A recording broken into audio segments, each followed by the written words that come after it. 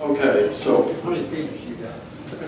6. First of all, Mike would like to apologize for getting his tie.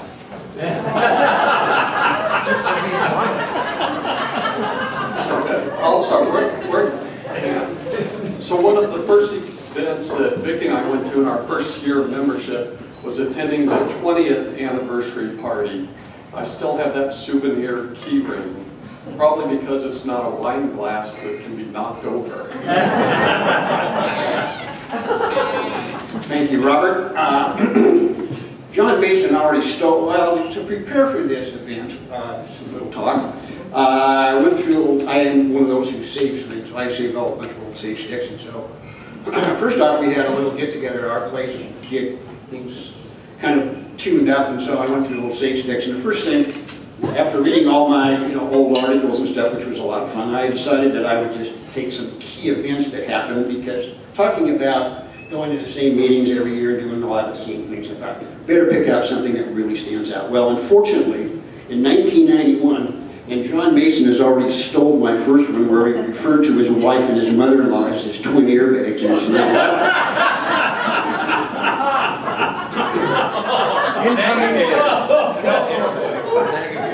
So the late 80s were significant for Vicki and myself because our sons, Alex and Jason, were born. And they went to a lot of events with us. If you watch the video, you will see them in a lot of the pictures. But people talk about Porsche and technical issues. Having kids in the back seat of a Porsche leads to some technical discussions about how you fit the car seat in the back of the Porsche. Fortunately, Mark Brzezinski helped solve that problem. Thanks, Mark.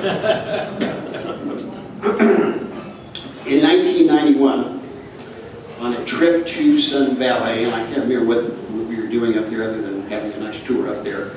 On the way, we were getting ready to leave Sun Valley.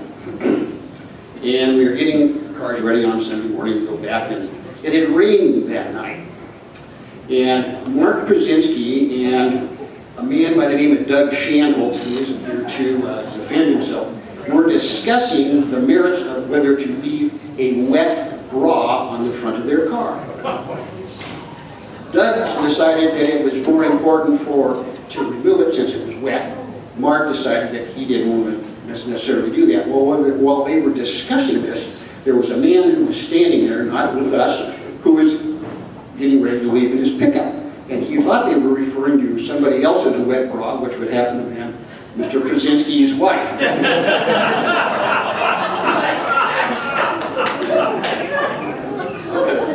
So you've heard a bit about BBB being a major event for Boise or Silver Stage, but actually it was a big event for the Northwest. In the early 80s, we had we had people from, I think, 11 different regions attending the Otis Basin in 1 year. 50-something drivers on the hill. So it is a great event and needs to continue. Also in 1993, well actually 1993, one of the things I was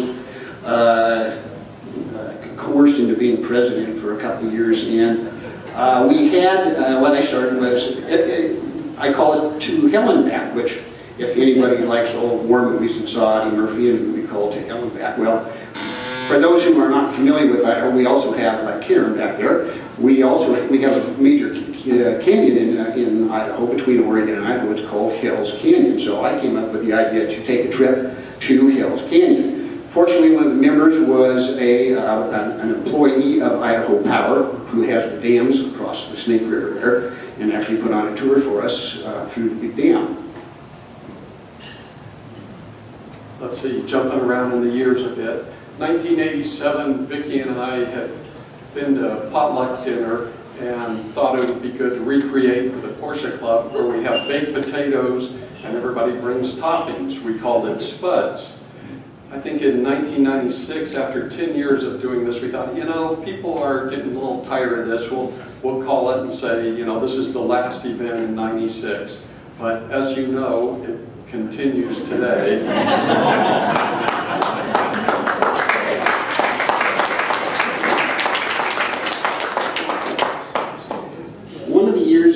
this base, and we had an unusual incident when one of our members had to take after a driver who decided to, not one of our drivers, but somebody in a Suburban of all things, decided to get away, and he didn't want to wait while the run was going on. So this man, whose name is John Brennan, chased this person down and took his helmet and tossed it at the Suburban. So after in 1994, we started to have some autocrosses at a place called International Motor Works, and so I decided that what would be really fun to do would be to have a John Brennan celebrity helmet toss. So I took a large pylon, put a tennis ball in front of it, and everybody got a turn trying to knock the tennis ball off and if everybody won, we just kept backing up further and further. Finally, and I think the first year was actually won by John Brennan.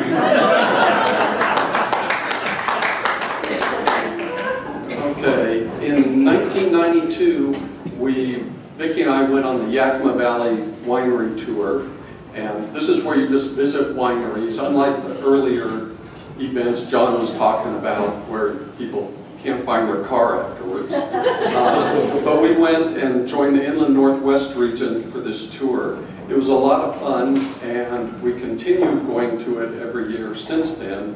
And I think this past year we had about a dozen cars go with us. It's a lot of fun. Plan on joining us if you'd like. Did you find your car afterwards?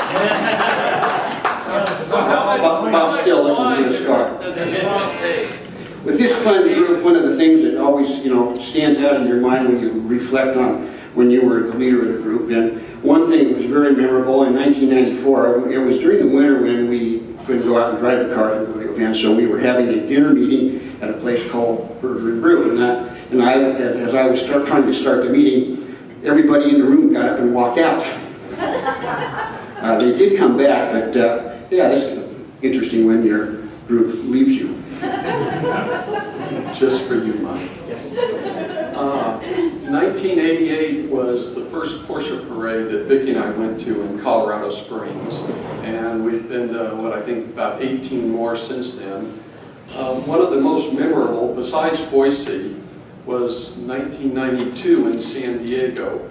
We shared a place with Englishes, and, well, we'll save those stories for later.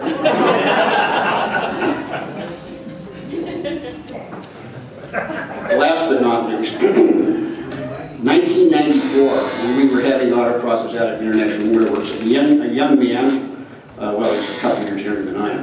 Maybe he's older. He's definitely taller. His name is Ernie Monroe. I think he's going to be up here a little later.